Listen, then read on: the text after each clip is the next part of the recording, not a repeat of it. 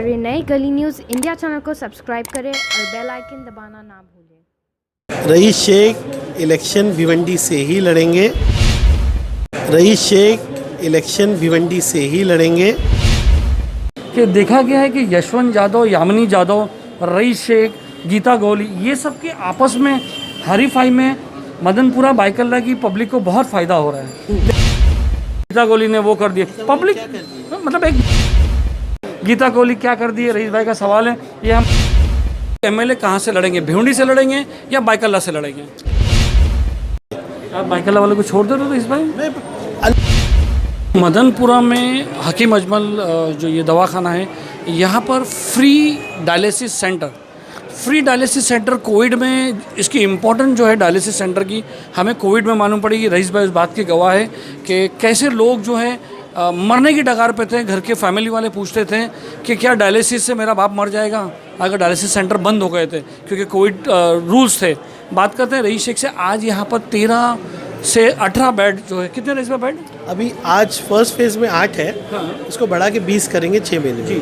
Total 20 bed का free dialysis centre जो वो चालू है यहाँ पर अजमल, उसके इम्पोर्टेंट हम जानते हैं क्योंकि हमने लोगों के फैमिली वाले को बोलते हुए सुना क्या मेरा बाप क्या मर जाएगा अगर उसको डायलिसिस सेंटर कोविड में, जब सारे डायलिसिस सेंटर बंद। अरे इसमें बहुत बहुत मुबारक हो, बहुत अच्छा लग रहा है ये सुन के, क्योंकि आपको पता है, आप और मैं बात करते थे, सारे डायलिसिस सेंटर बंद कर दिए गए थे और लोग जो है 3-3 दिन डायलिसिस नहीं करते। आप, I hope you remember it.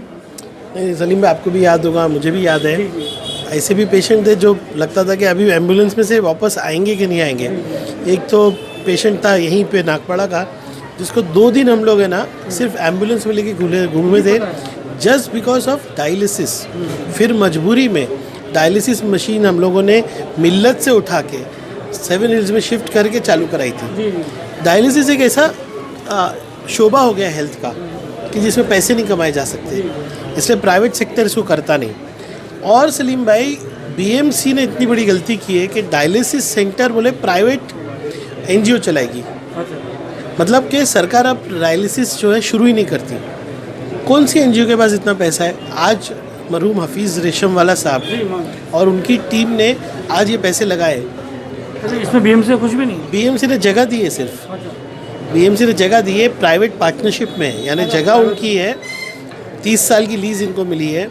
और ये जो है मशीनें डाल के, पूरा इंफ्रास्ट्रक्चर डाल के फ्री डायलिसिस देने वाले हैं, जिन पे एक पेशेंट का एक डायलिसिस का 1100 रुपये इनको खर्च आएगा। तो अगर किसी को डायलिसिस कराना हो तो कैसे कांटेक्ट करना पड़ेगा? इसका सिस्टम बहुत सिंपल है। आपकी पुरानी रिपोर्ट्स लेके आइए। आप जैसे ही आओगे तो पहले रिसेप्शन है, आप अपनी रिपोर्ट आइए, प्रेजेंट आपका ब्लड टेस्ट कीजिए और यहाँ आप रजिस्टर होइए। देखिए कैसा है कि यहाँ पे 8 मशीन है और खिदमत में करीब लेडीज़ और जेंट्स मिला के करीब 15 मशीन है जो पीटी माने गाजन में। दोनों को मैंने कंबाइन कर लिया है। मैंने बोला कि आप खिदमत में बहुत एडवांस नहीं हो पा रहा है तो एडवांस वाले केस इधर, बाकी खिदमत में, प्लस किसी को रिफ्यूज़ नहीं करेंगे। मेरे खुद के ताल्लुकात है, मैं कॉरपोरेटर हूँ, एमएलए हूँ, तो नायर केएम साइन उससे ये अटैच्ड है। तो जो भी पेशेंट आएगा, खिदमत, हकीम अजमल खान या एडवांस स्टेज, तीनों का कोऑर्डिनेशन करके हमारे हेल्थ वर्कर्स उसको कैसे भी सेटिस्फाई करने की कोशिश करेंगे। बहुत बहुत मुबारक हो रईस भाई। एक आखिरी सवाल आपसे करना है कि देखा गया है कि यशवंत यादव, यामिनी यादव, रईस शेख, गीता गौली, ये सब के आपस में हरीफाई में मदनपुरा बाइकल्ला की पब्लिक को बहुत फ़ायदा हो रहा है। जैसे आपने ये सेंटर खोल दिए, यशवंत यादव ने वो कर दिए, गीता गौली ने वो कर दिए, पब्लिक मतलब एक बात हो रही है, कभी कुछ भी होता है। गीता गौली क्या कर दिए, रईस भाई का सवाल है, ये हम आपसे बाद में बात करेंगे इस बारे में। आज खुशी का मौका, मगर एक है कि लोगों का फ़ायदा, हम तो चाहते हैं हर वार्ड में ऐसा लड़े सब, ताकि पब्लिक का फ़ायदा हो। वहाँ का कॉर्पोरेटर लड़े, वहाँ का एमएलए लड़े, वहाँ का जो है अपोजिट पार्टी लड़े, तो आपके वार्ड में ज़्यादा देखा गया। It should be an example.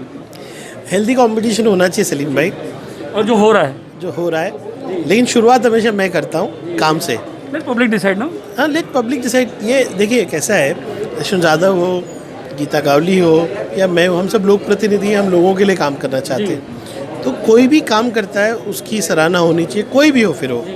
और ये जितने प्रोजेक्ट्स हुए हैं, मुझे फ़ख्र इस बात का है कि ये पब्लिक को फ़ायदा पहुंचाने वाले हैं। अल्टीमेटली कौन एमएलए बनेगा, कौन कॉर्पोरेटर का, पब्लिक डिसाइड करती है। लेकिन मैंने हमेशा कोशिश की है कि सबसे ज़रूरतमंद के जो प्रोजेक्ट्स हैं वो लाऊं।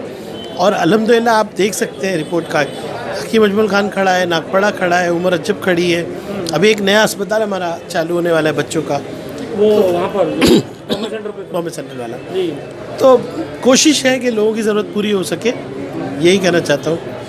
आप कंपटीशन अच्छा ही, आपकी बात मैं मानता हूँ, जी, हर जगह होना चाहिए कंपटीशन। जगह होना चाहिए। रईस भाई मदीने में भी होना चाहिए। थोड़ा सा और जरा सा कर लेते हैं दो तीन बातें।